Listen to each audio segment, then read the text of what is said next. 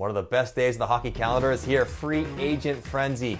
And we've seen with the salary cap staying flat, every cent matters. So although you want to improve your team and pick up players for nothing but cash, you just cannot afford to make a big mistake on a day where lots of mistakes are made by clubs.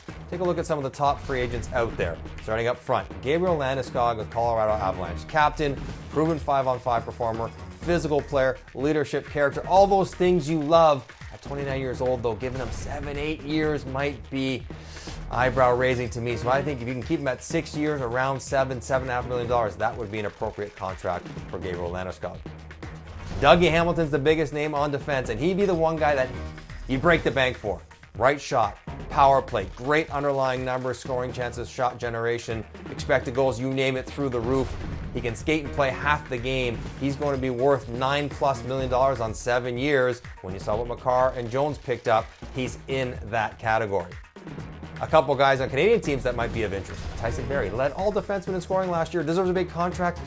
You dig a little deeper into his numbers. When he was on the ice with McDavid 5-on-5, very good. When he was not on the ice with McDavid 5-on-5, not nearly as strong. He's a point producer, a power play specialist, a third pairing 5-on-5 guy that needs some sheltering. I like the idea of trying to keep this to 3 years and around $4 million for Tyson Barrie. Despite the points, he's not a guy you want to spend too much on. And Philip Deneau of the Montreal Canadiens, who had a great playoff shutting down the forwards of the other team.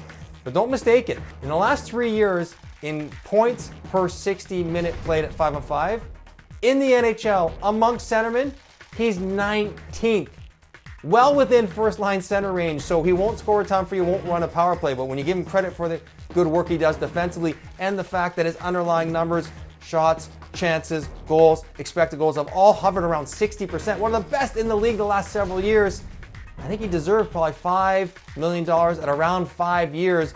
Looks like he's going to have to try to find that elsewhere, not Montreal, but a really intriguing player heading into free agent day. So those are my thoughts. These guys are going to get paid and they deserve it. We're happy for them, but you got to make sure not to spend too much or else you'll find yourself in trouble down the road.